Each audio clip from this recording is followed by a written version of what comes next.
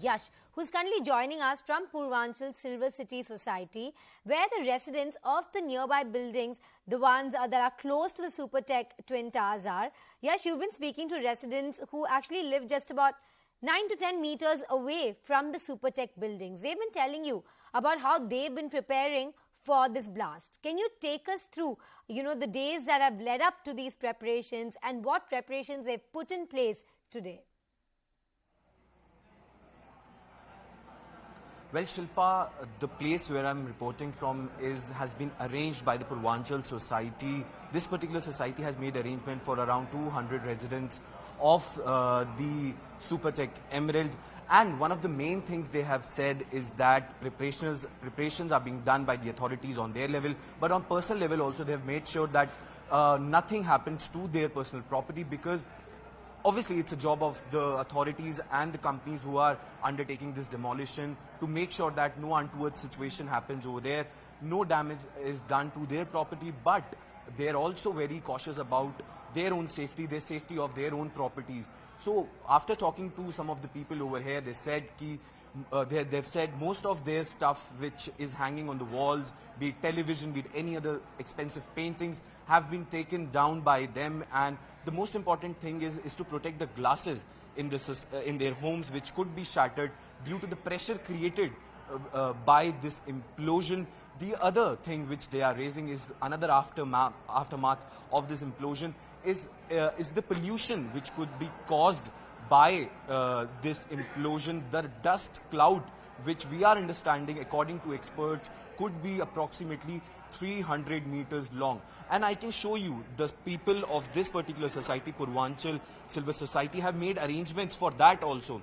In case the dust particles, because of the winds, reaches to a little bit distance, they have also arranged for some sort of oxygen humidifiers and to give oxygen to such people who could suffer from the dust particles, because when we talk to some experts about what could happen post implosion, they say a 300 meter long dust cloud could be seen post this implosion, and due to which the levels of PM 2.5 articles and PM 10 articles could increase in the air, due to which certain particles like silica dust and lead, the component of these two particular elements could increase in the air, which is actually quite hazardous to the health of the people. The authorities have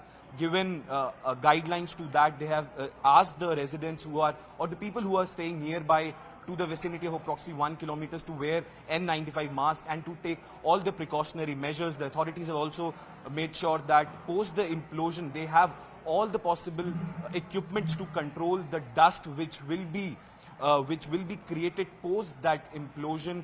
So there are some concerns, but the authorities have made sure that the aftermath could be handled in such a way that residents and the people of that particular area couldn't be affected much but by this particular implosion, though they have reservations in their mind when it comes to implosion, because the vicinity where their house is, where their society is, it's in a very close proximity. It's just some of the towers even are present just 9 to 10 meters away from the very place where this implosion will happen. And I can also show you, though the implosion site is quite far away from this particular society, people of this society have also made sure that any sort of dust particles couldn't enter this space. This is the swimming pool of Purvanchal Silver Society, and they have covered the entire swimming pool with this plastic so that no dust particles, nothing could reach and tamper their property over here. I can also tell you that people living in this society have also